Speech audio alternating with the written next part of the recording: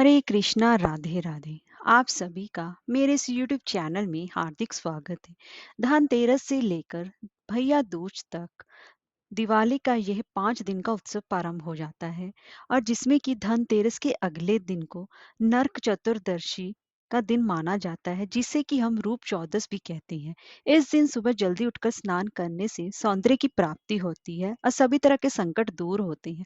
पूरे कार्तिक मास में यही एक दिन होता है कि जिसमें पूरे शरीर पर तेल लगाया जाता है और किसी भी दिन तेल का प्रयोग वर्जित माना जाता है।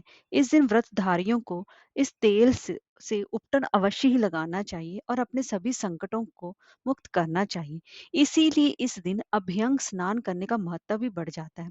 दोस्तों, आज की हम इस वीडियो में बात करेंगे कि कार्तिक मास की शुक्ल पक्ष की चतुर्दशी तिथि कब प्रारंभ हो रही है, यानी कि रूप चौदस कब मनाया जाएगा, और इसी के साथ साथ अभ्यंग स्नान क्या है और अभ्यंग स्नान का मुहूर्त क्या रहेगा और उसका महत्व और अभ्यंग स्नान कैसे करते हैं, ये सारी बातें संपूर्ण जानकारी आज मैं आपको इस वीडियो में बताने वाली हूँ।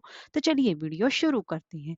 अगर दोस्तों, अगर आपको हमारी ये वीडियो अच्छी लगी हो तो लाइक शेयर और चैनल को सब्सक्राइब करना ना भूलें और कमेंट बॉक्स में अपनी राय अवश्य दीजिए। तो चलिए वीडियो शुरू करते हैं। दोस्तों, कार्तिक मास की शुक्ल पक्ष की चतुर्दशी तिथि, जो कि इस साल 11 नवंबर 2023 को दोपहर को 1:57 से प्रारंभ हो रही है और चतुर्दशी तिथि समाप्त हो रही है 12 नवंबर 2023 को दोपहर 2:44 तक।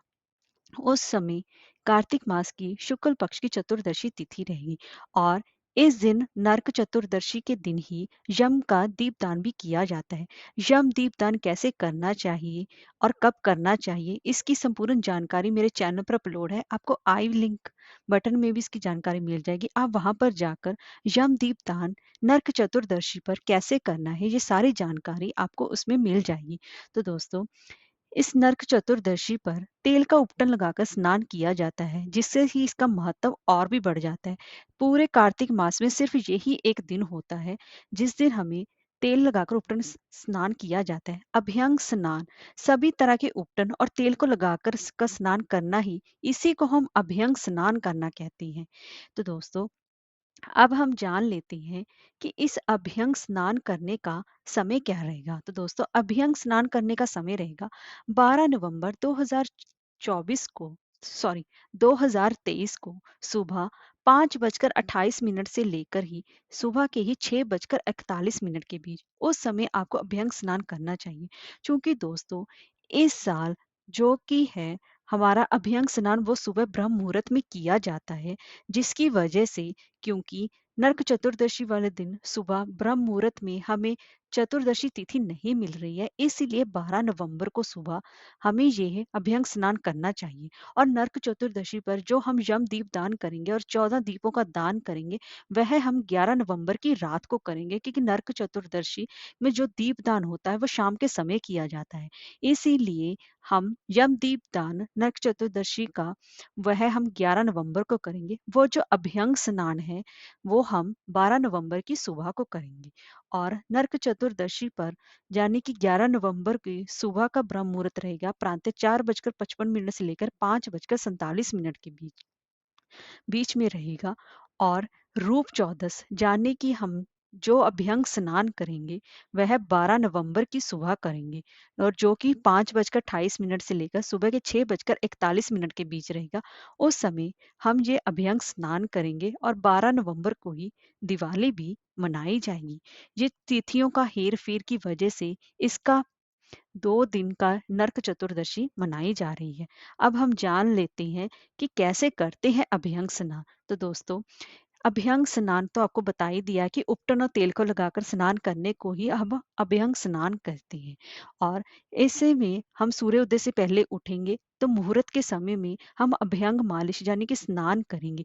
इस दौरान तिल के तेल से पूरे शरीर की मालिश करनी चाहिए। उसके बाद अपामार्ग यानी चिरचिरा को सिर के ऊपर से चारों ओर 3 बार घुमाना चाहिए। फिर उसको जल में मिलाकर उससे स्नान करना चाहिए।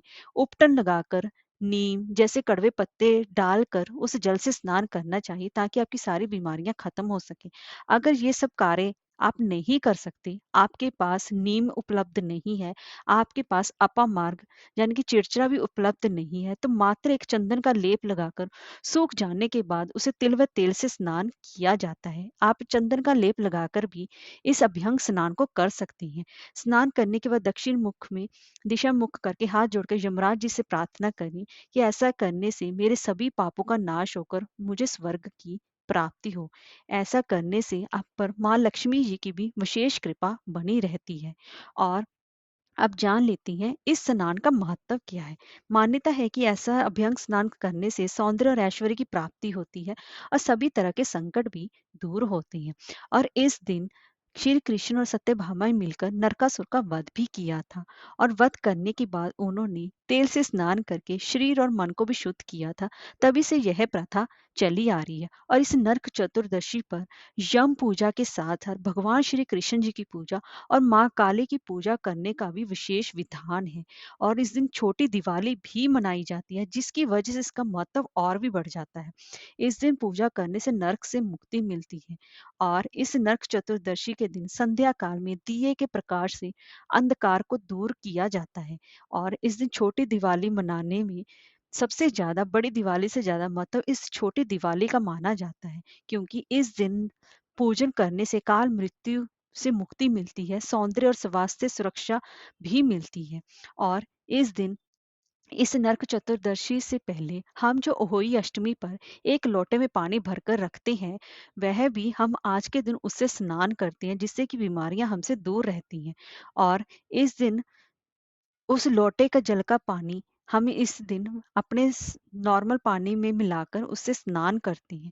और ऐसा कहते हैं कि ऐसा करने से नरक के भय से भी मुक्ति मिलती है। और फिर उसके बाद सूर्य भगवान को अर्घ दिया जाता है, जिससे कि सौंदर्य और ऐश्वर्य की भी प्राप्ति होती है। इसीलिए अभ्यंग स्नान का इतना महत्व है। आप सभी इस दिन अभ्यंग स्नान अवश्य करें और दुख तकलीफों से मुक्ति पाएं और सौंदर्य और ऐश्वर्य आपको अवश्य ही मिले। हरे कृष्णा, राधे राधे।